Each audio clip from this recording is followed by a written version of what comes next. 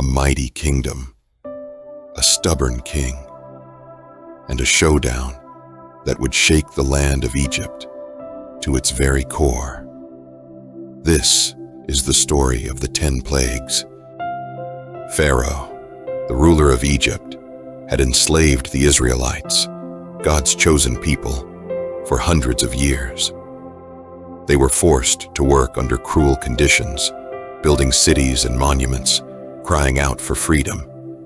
But God heard their cries, and He chose a man, a Hebrew raised in Pharaoh's palace, to be His messenger.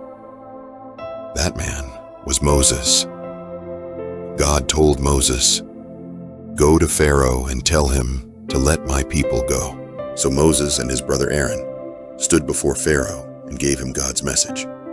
But Pharaoh laughed. "Who is this God that I should obey him?" he sneered. And that's when it began. One by one, God sent plagues, signs of His power, to show Pharaoh that he was not to be mocked. First, the waters of the Nile, Egypt's lifeblood, turned to blood. Fish died. The river stank. No one could drink, but Pharaoh's heart was hard. Then came frogs, everywhere, in their homes, beds, kitchens, even on their heads. Pharaoh begged Moses to stop it, then broke his promise. Dust turned into gnats that covered people and animals. The air buzzed with tiny wings. Still, Pharaoh refused. Then swarms of flies, thick, relentless. Egypt was in chaos, but Pharaoh's pride held strong.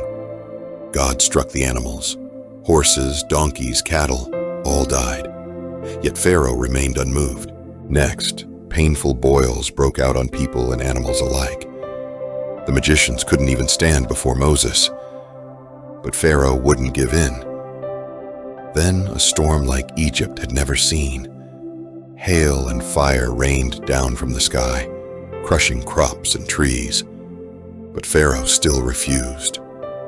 Locusts came next, devouring what was left. Egypt's food supply vanished, but Pharaoh, once again, said no. Darkness fell for 3 days, thick, heavy, no light anywhere. Yet Israel had light in their homes. Still, Pharaoh would not listen. Then came the final, most devastating plague. God warned Moses, "At midnight, every firstborn in Egypt will die, from Pharaoh's son to the lowliest servant." But God made a way of protection for His people, the Passover. Every Israelite home marked their door with the blood of a lamb. That night, death passed over them. But in Egypt, there was wailing like never before.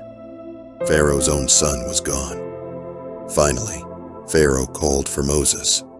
"Go," he said. "Take your people, leave Egypt." And just like that, after generations of slavery, the Israelites walked out of Egypt free.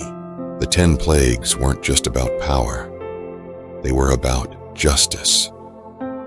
They were a wake-up call to a proud king and a rescue mission for a people God refused to abandon.